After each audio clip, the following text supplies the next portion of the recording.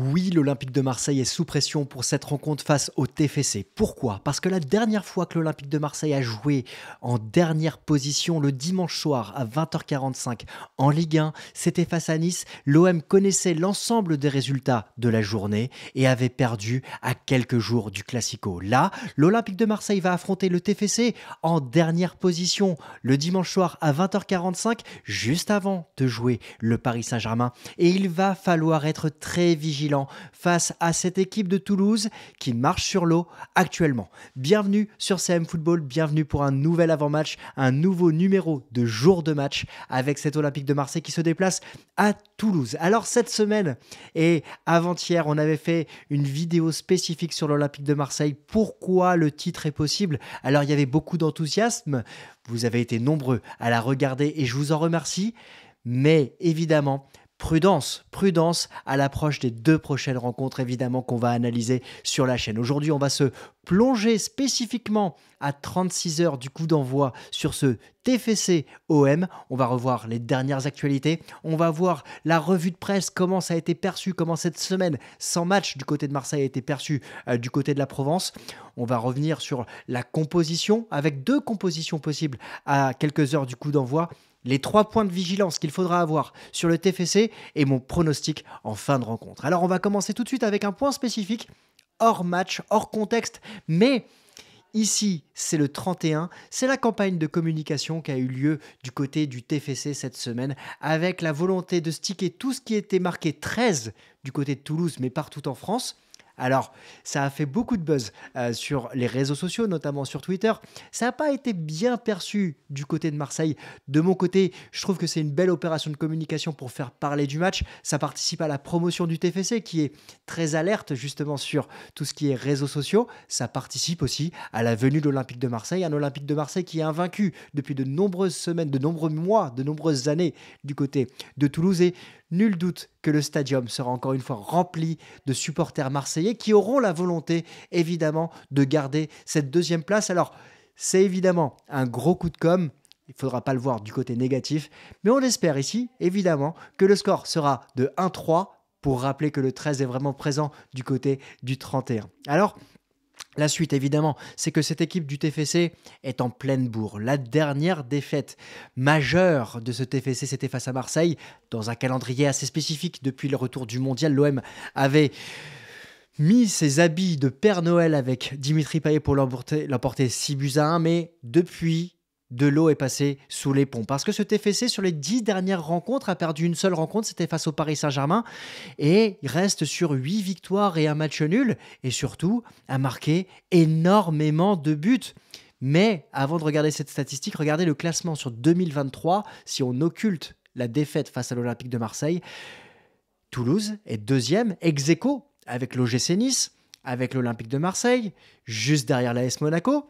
Et voilà pourquoi c'est un point de vigilance. L'Olympique de Marseille a rencontré Monaco, a fait match nul à domicile. L'Olympique de Marseille a joué l'OGC Nice, a perdu à domicile. Désormais, c'est une nouvelle tête d'affiche de cette année 2023 que l'Olympique de Marseille va rencontrer. Il va falloir faire preuve de vigilance et de prudence face à une équipe qui marque énormément de buts.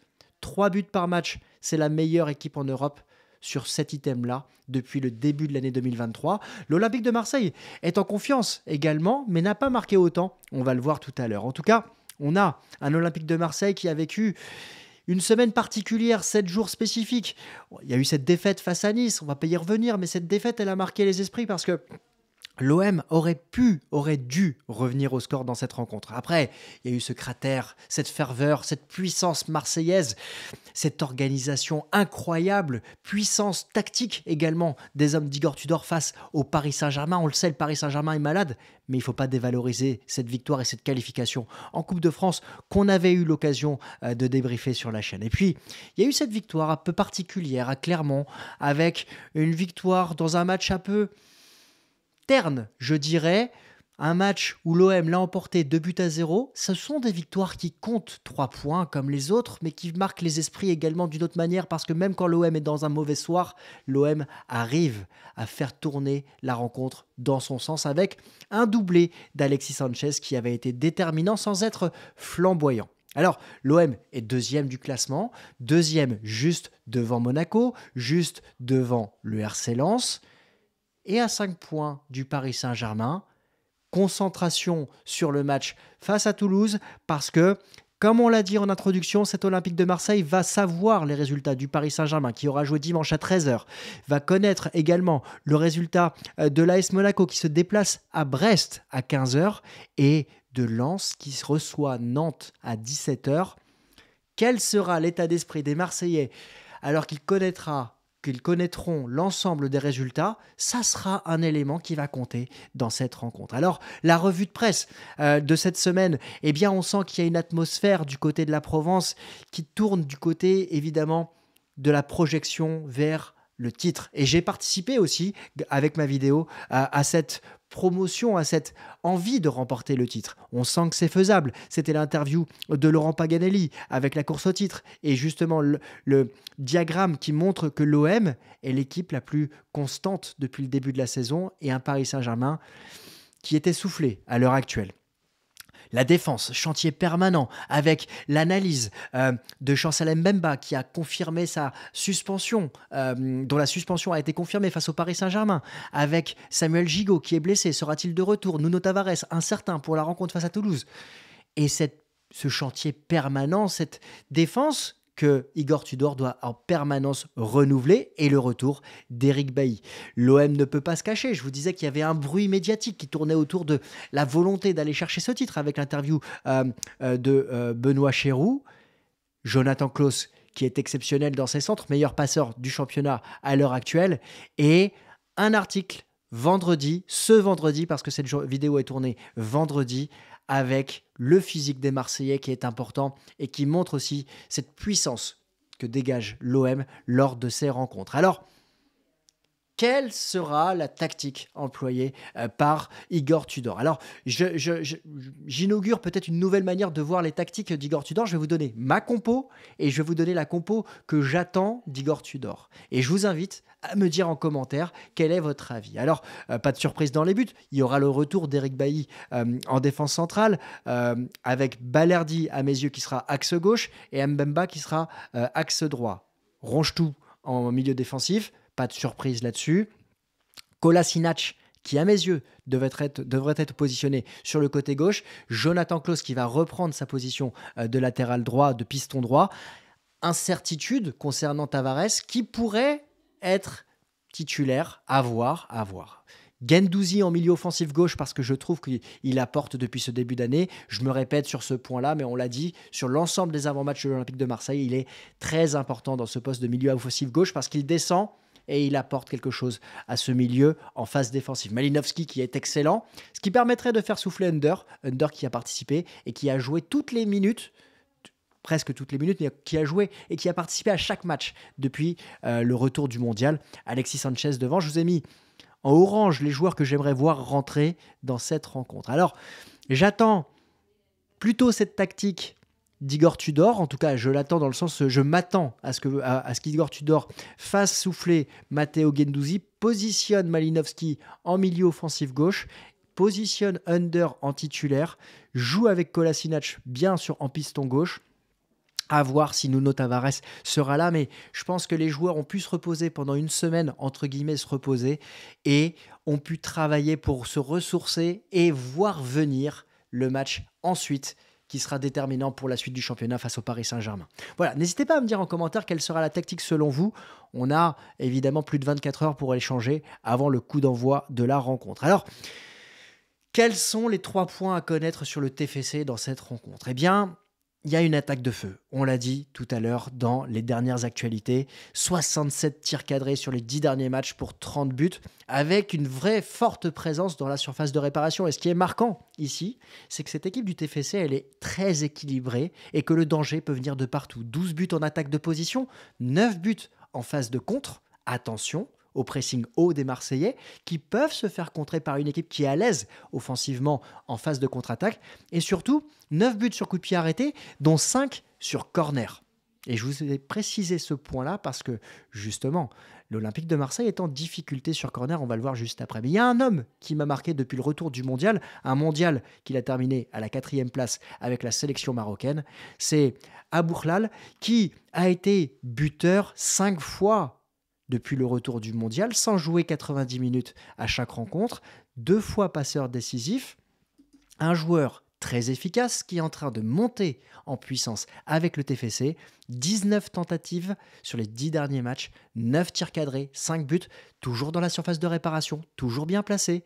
Et il est dans la lignée de ce qu'il avait réalisé lors de ce mondial en rentrant en jeu et en étant décisif parfois en fin de rencontre, comme face à la Belgique. Il faudra être attentif, d'autant plus que Van den Boomen est de retour avec ce TFC, lui qui est très à l'aise offensivement pour marquer, mais également pour délivrer des caviars sur coup de pied arrêté. Et oui, les coups de pied arrêtés, c'est une difficulté de cet Olympique de Marseille qu'on a vu notamment face à Lorient, qu'on a vu aussi dans d'autres rencontres.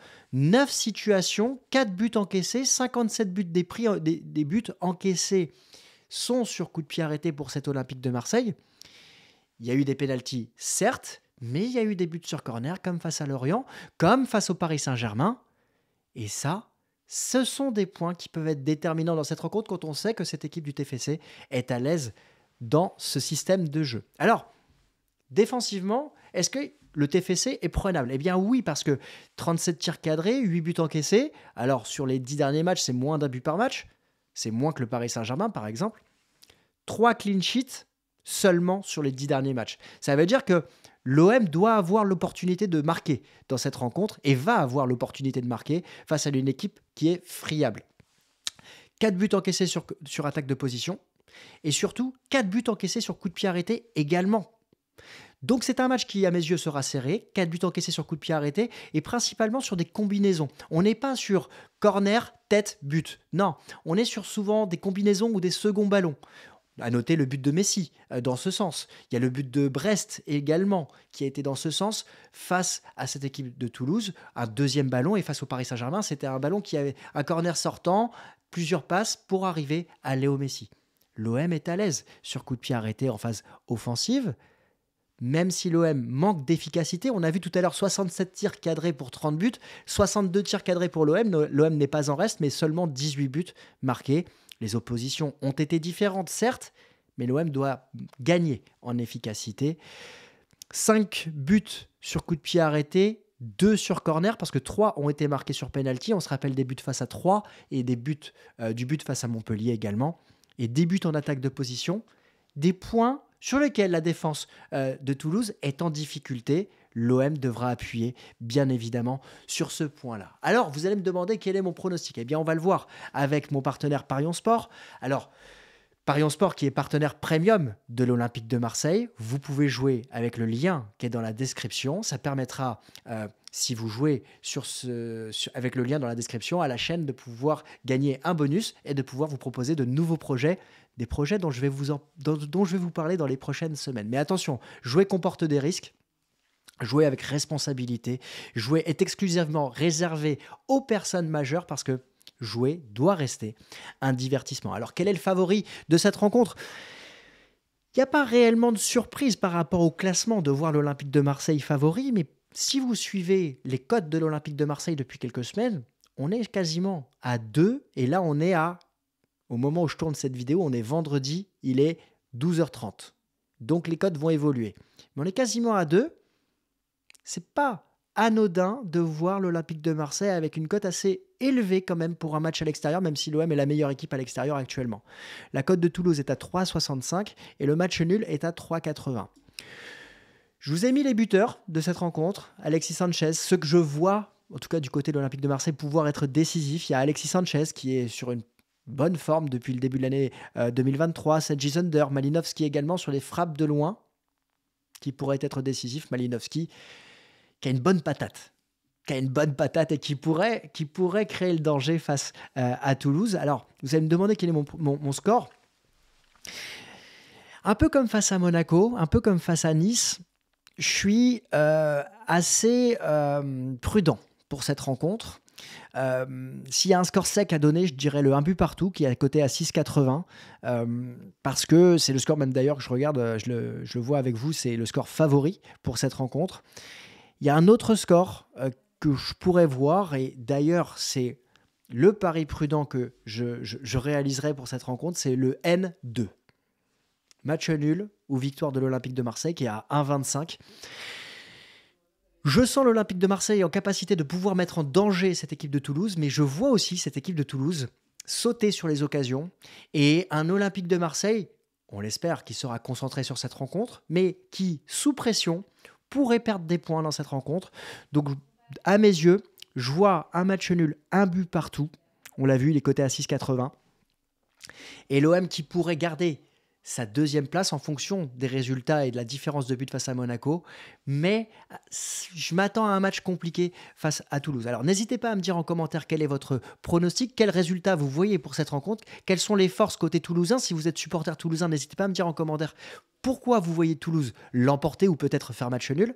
Si vous êtes supporter marseillais, n'hésitez pas à me dire quelles sont vos attentes pour cette rencontre. N'hésitez pas à vous abonner, à sonner la cloche. On va se retrouver probablement pour le débrief à chaud dimanche soir. Je serai en congé, mais je prends le matos avec moi quand même parce que ça me ferait plaisir de voir une victoire de l'Olympique de Marseille et de vous le partager en vidéo. Très belle journée, très bon week-end, très bel avant-match. Allez l'OM et à très vite. Ciao.